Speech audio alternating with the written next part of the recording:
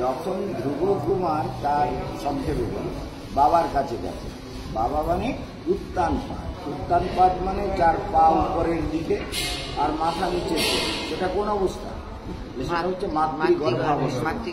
গর্ভাবস্থায় জীব ওইভাবে থাকে, অর্থাৎ হেড মুন্ডে ঊর্ধ্ব পদে কি কষ্টে থাকে, আর কেঁচুর মতন একটু একটু করে নড়ে। তখন বলে ছেলে লাথি মারছে, লাথি মারছে ওকে, আর এমনি মারছে ওর কৃমিকীটে। ভাগবত বলছেন ওকে কৃমিকীট মায়ের পেটের সব দংশন করছে, আর সেই দংশনের জ্বালায় পড়ে জোরে তো নড়তে পারে না, ইচ্ছে করলে বেরোতেও পারে না, সেই জন্য নড়ে। মহা কষ্ট, গর্ভবাসম মহা দুঃখম ত্রাহিমাম মধুসূদন। তাহলে উত্তানপাদ হচ্ছে যার পা উপরে। তাহলে তাহলে কে জীবাত্মা? মানে আমরা সবাই উত্তানপাদ। আর আমাদের একটা করে বউ মায়ের গর্ভে লাভ হয়েছিল, সেটা হচ্ছে সুদিতি, মানে প্রভু। হ্যাঁ, তখনও ভাবিনু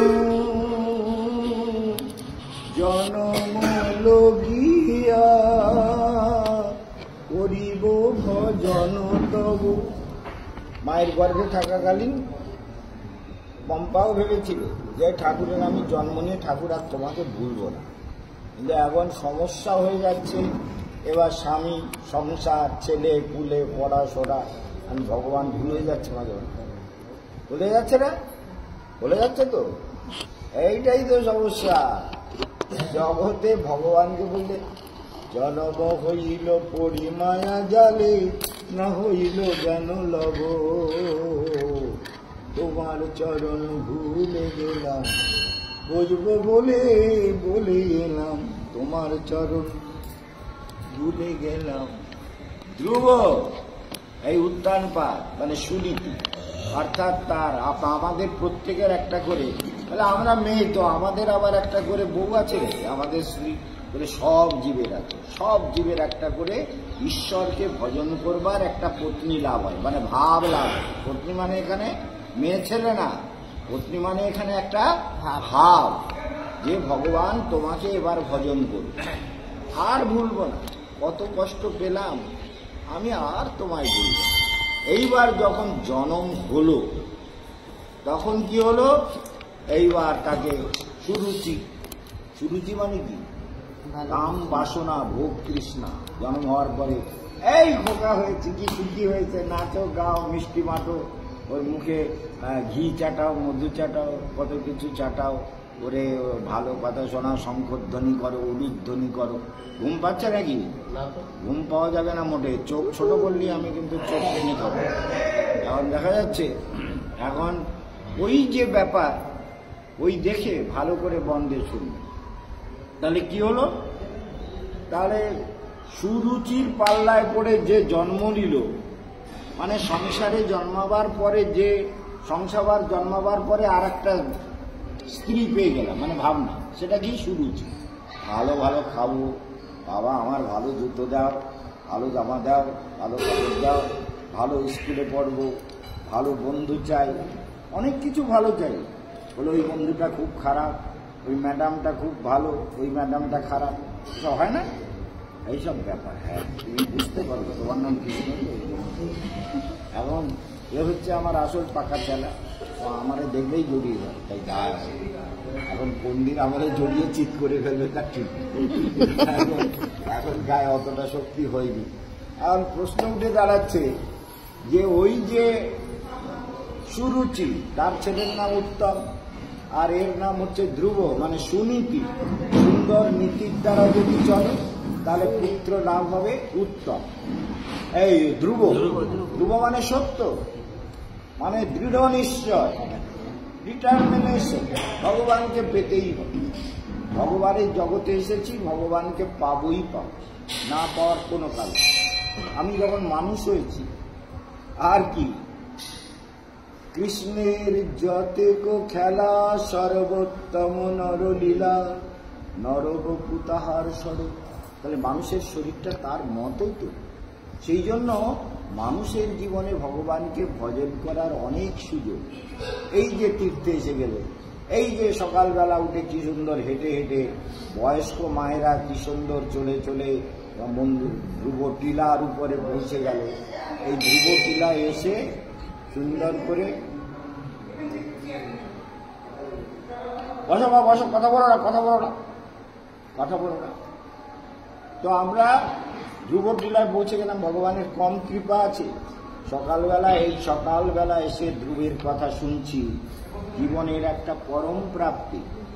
এই জন্য ধ্রুব, বন্ধুরা বলছে এই তোর বাবাকে রে, আমরা তো তোর বাবাকে দেখি না, তোর মাকে দেখি, তোর মা খুব ভালো রে ধ্রুব। তো তোর বাবা বলে, আমার বাবা, মাকে বলতে, মা আমার বাবা, বাবার কাছে যাব। বলে, উত্তানপাদ মহারাজ তোর বাবা, যা। ধ্রুব গেছে, গিয়ে ধ্রুব চাইছে বাবা আমাকে কোলে করে নে, কিন্তু বাবা কোলে করতে সাহস হচ্ছে না। সুরুচি বলছে, এই অধ্যাসন উত্তম যথা, যদি উত্তম আসন করতে চায় তাহলে মরে আমার পেটে জন্মাবে, আমার পেটে জন্ম নিবি, তাহলে হরির উপাসনা কর, হরির উপাসনা, হরিরেব সদারাধ্য, হরির আরাধনা কর, করে মরে আমার পেটে চলে আয়। আমার পেটে এলে বাবার কোল পাবি, সিংহাসন পাবি, ঐশ্বর্য পাবি, সব পাবি। তুই তো রাজার হচ্ছে অনাদরের রানীর ছেলে, তোর আর হবে। ধ্রুব সব কঠোর কথা শুনছেন, কিন্তু উত্তানপাত বলে করতে চাইছেন, কিন্তু পাচ্ছেন। কেন? সুরুচির ভয়, মানে কামনা বাসনার ভয়ে আমরা ভগবানকে বরণ করতে পারি না। মানে মহারাজ সাধু হয়েছে, মহারাজের আমাদের কত কিছু আছে, তার ঠিক আছে, ঠিক না? আর ছেলে আছে, মেয়ে আছে, ঘর আছে, মহারাজ ওসব বোঝে না, পাগল মানুষ তো। মহারাজ তো সত্যি সত্যি পাগল, এটা তো সত্যি, পাগল মানুষ বোঝে না। এই জন্য আমাদের এইসব ভগবানকে বলে সংসার কিচ্ছু না, মিথ্যে সব, ভগবানকে ভজন করো। পাগল লোকের কথা একটু শুনো না, পাগল লোকের কথা একদম শোনো না, তাই না? মহারাজের কথা শুনলে ভালো, আর না শুনলে আরো ভালো, মনে থাকবে? না শুনলে আরো ভালো, পাগল লোকের কথা বেশি শুনবা। সেই জন্য মনে রাখবা। আচ্ছা মহারাজ আপনি এরকম বলেন কেন? কেন বলবেন তো, এই কথাটাই মনে থাকবে যে ধ্রুব টিলায় যে মহারাজ বলছিলেন আমার কথা শুনবার, ওইটা মনে থাকে। কিন্তু ধ্রুবের যে এত কাহিনী বললাম ওগুলো মনে থাকবে না। ওই জন্য মহারাজ মাঝে মাঝে খোঁচা দেয়, মানে ইঞ্জেকশন করে, বুঝতে পেরেছে? এখন দেখা যাচ্ছে যে এই যে ধ্রুব এবার ছোট মার এই কটু বাক্য শুনে বাবা কোলে নিল না, বন্ধুদের সামনে অপমান। হ্যাঁ, দণ্ড হত যথা ওহি, ওহি মানে কি? সাপ। সাপের কোমরে বাড়ি মারলে সাপ যেমন আর চলতে পারে না, কিন্তু দু চারিদিকে ফোঁস করে, ধ্রুব সাপের মতো ফোঁ করছিল। হ্যাঁ, আমি বাবার জ্যেষ্ঠ পুত্র, আমি পাবো সিংহাসন, তা না আমাকে বলে কিনা মরে আমার পেটে যাবি, বা আমার গর্ভে জন্ম না হলে হবে না। এটা কোনো কথা হলো? ধ্রুব কাঁদছে, অঝরে কাঁদছে, সমানে কাঁদছে। বন্ধুরা বলছে কাঁদিস না, কাঁদিস না। তো ছোট মা তুমি বলেছে যাই, ও সব মনে দুঃখ করে যায়। বন্ধুরা সান্ত্বনা দিচ্ছে, হয় এবার মার কাছে গেছে, মার কাছে গিয়ে কাঁদছে। সুনীতি মা এসে বুকে করে নিয়েছে, বাবা ধ্রুব কি হয়েছে তোমার? তো দাসী ছুটে এসে বলছে, মা ছোট রানীমা ধ্রুব কুমারকে বলেছে যে হরির ভজন করে আমার পেটে জন্ম নিলে তবে সুখ সমৃদ্ধি পাবি, না হলে পাবি। এই জন্য ছোট মা রাজার কোলে উঠতে দেয়, বাবার কোলে উঠতে দেয়, তাই ধ্রুব কুমারের কষ্ট। ছোট রানী, বড় রানী কি বললেন? বলে ছেলের রাজ্য পাবে না পাবে সেটা তার ভাগ্য, কিন্তু আমি ছেলের স্বভাবটা যাতে না বিগড়ায় সেটা আমাকে করতে হবে, মায়ের কর্তব্য। কি সন্তানের হ্যাবিট যাতে না বিগড়ায়, তাই কি করছেন?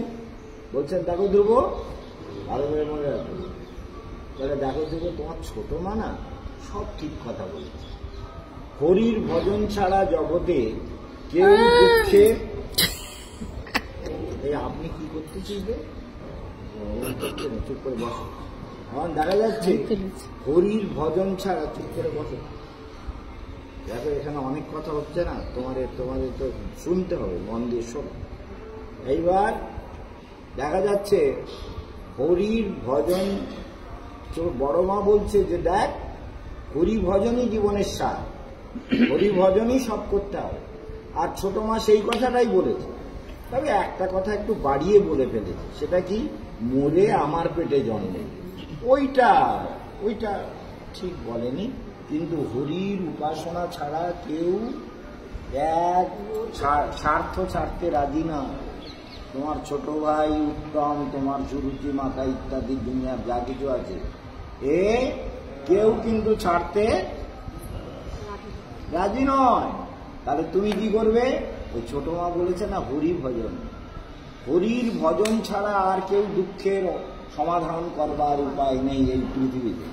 এটা আপনারাও যেন মনে রাখবেন যে হরি ছাড়া আর কেউ আমাদের এই সংসার, মায়া, মোহ, বিষয়, তৃষ্ণা, ভোগ, প্রবৃত্তি, হিংসা, দেশ, কপটতা, অনাচার, দুরাচার, কদাচার, ব্যভিচার যা কিছু জীব করছে, এর কোনোটাই যাবে না যদি হরির কৃপা না, হরি ভজন না, হরির ধ্যান না হয়। আমাদের সেটা মনে রাখতে হবে। এই জন্য কালকের কি বললাম, জ্ঞান লাভ করো, এমন জ্ঞান লাভ করো যাতে কোনো পরিস্থিতিতে মন ভগবান থেকে, একটা গান আছে যে অনলয়নীলে যেদিকে দেখি অথবা যেদিকে ফিরাই আখি, অন্তরে বাহিরে অরূপ নেহারি, নবঘন শ্যাম সুন্দর দীন বন্ধু কৃপা সিন্ধু, কৃপা বিন্দু ভিতর। যেদিকে দেখি সেদিকে যেন, যেদিকে নয়ন যায় সেদিকে যেন কৃষ্ণ দেখিতে পায়। প্রজাপতিরা যেমন দেখে, এই জীবনটা ভগবানকে দেখার জন্য, পাওয়ার জন্য, ভজন করার জন্য, আর কিছু, আর সব আনুষঙ্গিক। পয়দা হয়ে গেছে আর কি করে, পয়দা হয়েছে যেমন মার দুধ খেতে হবে, পয়দা হয়েছে যেমন গরুর দুধ, ছাগলের দুধ, যা পাওয়া যায় খেতে হবে, পাউডার দুধ, আরো কত গাধার দুধ, কি বেলাচ্ছে তার ঠিক আছে, খেয়ে খেয়ে বাঁচলাম বেঁচে। এইবার তবে আমাদের জন্মকালে আমাদের মায়েদের দুধ ছাড়া আমাদের সকালে বুঝে যায়। আর কি জুটেছে বলে, ওই মিশ্রির জল, না হলে ফ্যান, ভাতের ফ্যান, ওই খাবিয়েছে, ওই সেই এখনো বেঁচে আছে। এই চিন্তা করতে হবে। তাহলে এখন তো আপনারা কত রকম কোটোর ওষুধ, কত রকম খাবার, আমার তো মুখস্থ নেই, নানা কিছু খাওয়াচ্ছে। হ্যাঁ, এইটাই মনে রাখে। এইবার ধ্রুব ছোট বড় মা বুদ্ধি করে বলে, আমার কাছে শুয়ে পড় বাবা, শুয়ে পড়, চিন্তা করিস না, দুটো খাচ্ছে না। ধ্রুব বলছেন যে, মা আচ্ছা তুমি যে পদ্মপলাশ লোচন হরির কথা বললে, সে হরি কথায় থাকে, কোন দিকে থাকে? সোজা উত্তর দিকে। পদ্মপলাশ লোচন হরি, সেখানে যমুনা প্রবাহিত হয়, হরি সেখানে সান্নিধ্যম নিত্যদা হরে, সেখানে হরির নিত্য সান্নিধ্য পাওয়া যায়। নিত্য বাঁশি বাজি, নিত্যই বৃন্দাবনের এই মধুবনটা লবণাসুরের শাসনে ছিল। শত্রুঘ্ন লবণাসুরকে মেরে এই মধুবনটাকে মুক্ত করেছে।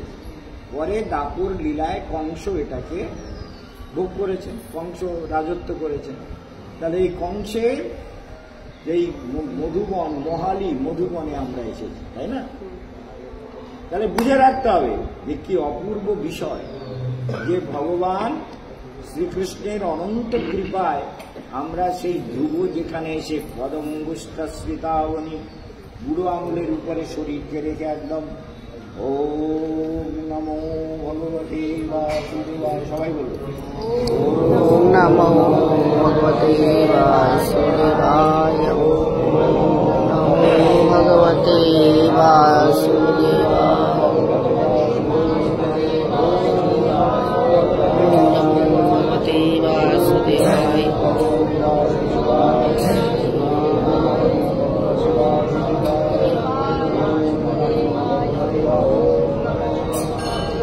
শঙ্কর্ষণায় প্রদ্যুম্নায়। এই শঙ্কর্ষণ, প্রদ্যুম্ন, অনিরুদ্ধ, বাসুদেব সবার মন্ত্র জপ করছেন ধ্রুব।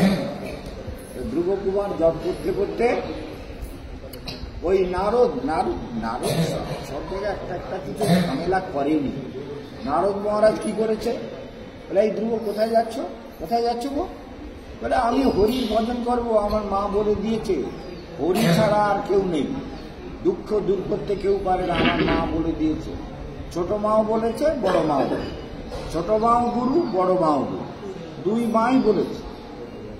তো অতএব আমি হরি ভজন করতে যাচ্ছি। বলে শোনো, কি বোকা মার খাচ্ছে, বুদ্ধি আছে তোমার? আরে এইটুকু বয়সে কেউ তপস্যা করতে পারে?